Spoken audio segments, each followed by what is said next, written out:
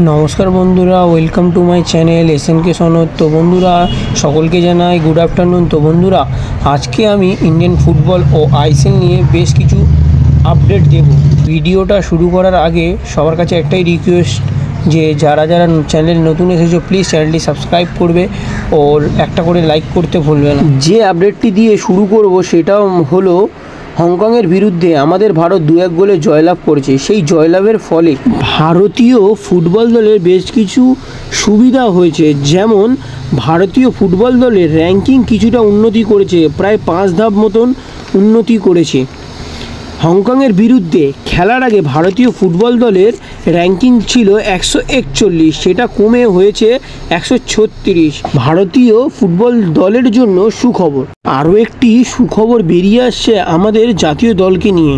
ইংল্যান্ডে হতে চলা ইউনিট কাপ অংশগ্রহণ করতে চলেছে আমাদের ভারতের সিনিয়র দল। শোনা যাচ্ছে এই ইউনিট কাপ 26শে মে সাধারণত শুরু হবে। এখানে 4টি দেশ অংশগ্রহণ করবে, যেখানে ভারত ছাড়াও রয়েছে জামাইকা, যাদের ফুটবল র্যাঙ্কিং হচ্ছে 71। এছাড়াও রয়েছে নাইজেরিয়া, যাদের ফুটবল র্যাঙ্কিং 21।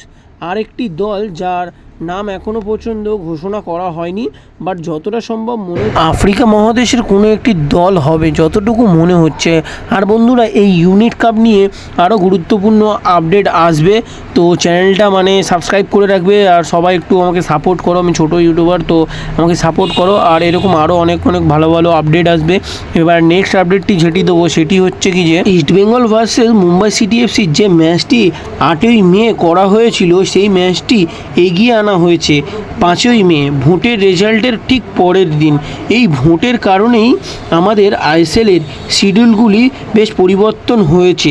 এছাড়াও মোহনবাগান ভার্সেস ইস্টবেঙ্গল যে ডার্বিটি ছিল, সেই ডার্বিটিরও ডেট পাল্টানো হয়েছে। 3রা মে ছিল ইস্টবেঙ্গল মোহনবাগান ডার্বি, তো তার পরের দিনই ভোটের জন্য গার্ডের ব্যবস্থা, অন্যান্য সিকিউরিটি রিজনের জন্য ম্যাচটি ক্যান্সেল হয়ে যায় ও পরে ডেট জানানোর কথা বলা হয়েছিল। তো সাধারণতভাবে যেটুকু জানতে পাচ্ছি আর ফাইনাল খবর, সেটি হচ্ছে 17ই মে হতে পারে কলকাতা ডার্বি।